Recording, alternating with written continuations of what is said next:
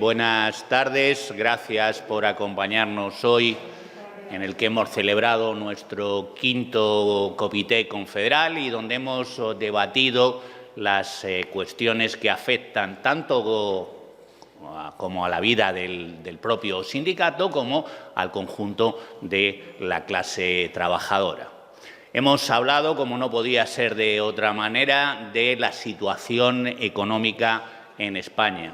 Hemos hablado de los efectos de la guerra de Ucrania y hemos hablado de los efectos de la inflación. Los efectos de la inflación, la temida inflación de segunda vuelta, está claro, así lo ha dicho el propio Banco de España, es motivada por el aumento de los beneficios empresariales. Los beneficios empresariales subieron en el 2022 un 92%, la rentabilidad de las empresas, el incremento de los márgenes de los precios superaron el 5%. Los salarios estuvieron congelados, no han tenido una subida ni acorde al aumento de los beneficios ni acorde al aumento de las rentabilidades de las empresas. Por eso ya el año pasado hicimos una campaña de salario o conflicto que en aquellos sitios donde la Unión General de Trabajadoras y Trabajadores tiene músculo, en aquellos sitios donde la actividad sindical se ve reflejada en los centros de trabajo, ha habido subidas que acompañan, subidas que mitigan la pérdida de poder adquisitivo de los salarios, subidas, convenios colectivos que han recogido cláusulas de revisión salarial. Hemos examinado las subidas que se han producido en este 2023. Queremos destacar que los convenios firmados en el 23 con efectos en el 23 han tenido una subida del 4,8% de los salarios. Esto supone dos cosas. La primera, que las empresas pueden pagar más, que donde el sindicato tiene fuerza, las empresas pagan. Y la segunda de las cuestiones es que el sindicato, donde llega, consigue buenos acuerdos, hasta tal extremo que ya digo que estábamos en el 4,8%. Hemos hablado de las propuestas que ha hecho ya la Unión General de Trabajadoras y Trabajadores para las próximas elecciones locales y autonómicas. Las hemos circunscrito y así lo hemos llamado el salario mínimo interprofesional como el eje de las políticas autonómicas y locales, como el eje de las políticas públicas.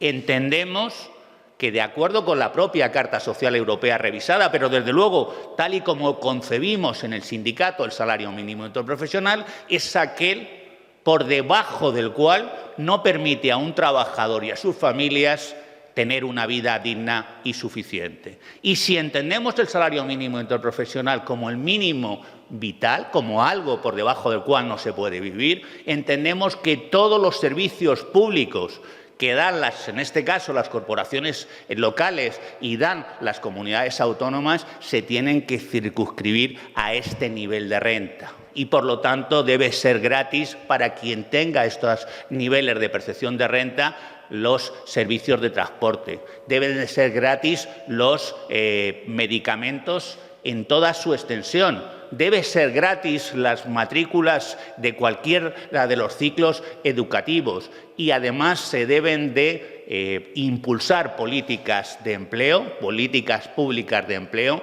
para, primero, que el nivel importante que tenemos aún de desempleados en España tengan un puesto de trabajo, pero también acompañarlos después para quien tiene un puesto de trabajo por un salario cercano al salario mínimo interprofesional o tiene un contrato a tiempo parcial involuntario.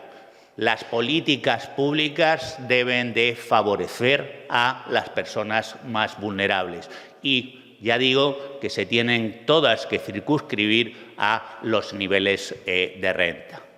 Hemos hablado también, dentro de nuestras propuestas, de fiscalidad.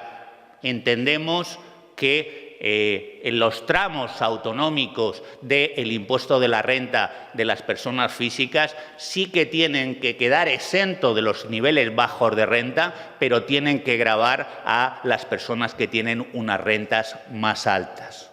De esta manera se financian mejor, se pueden financiar más servicios públicos destinados a las personas más vulnerables. De la misma manera hablamos también del impuesto de patrimonio. El impuesto de patrimonio de los patrimonios no productivos, de aquellos que acumulan renta, deben de gravarse para poder financiar unas políticas públicas adecuadas.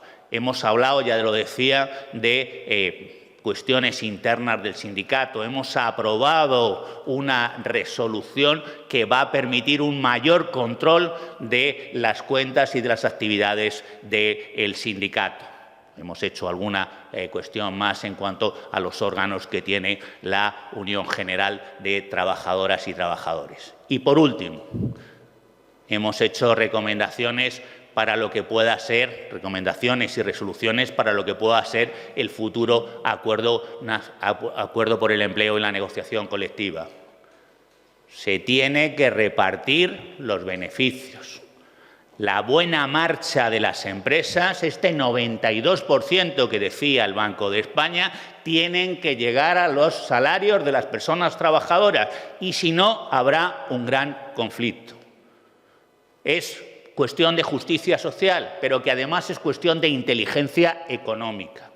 El seguir congelando los salarios, el seguir condenando a la gente a no poder tener lo mínimo vital, va en contra del consumo, va en contra de la actividad económica. Tenemos posibilidades, las empresas afortunadamente van bien, España, como diría alguien, va bien, va subiendo, y eso tiene que llegar a los salarios de las personas. Y luego, por último, el Estado tiene que intervenir, tiene que llegar a las subidas, a controlar las subidas de los productos básicos. Somos conscientes que la cesta de la compra ha subido en proporciones que no son aceptables y que golpea de manera más grave a las personas más vulnerables. En el doble sentido, la doble dirección, en la dirección de controlar los precios, sobre todo de los productos básicos, y de aumentar los salarios, repartiendo beneficios, podremos encontrar primero un acuerdo por el empleo de la negociación colectiva, pero luego, sobre todo, subir el nivel de vida de nuestros conciudadanos. Hoy también se han conocido las cifras de empleo, se han conocido los datos de afiliación, de los que hablará ahora mi compañera Cristina, pero simplemente adelantar que eso viene a significar dos cuestiones.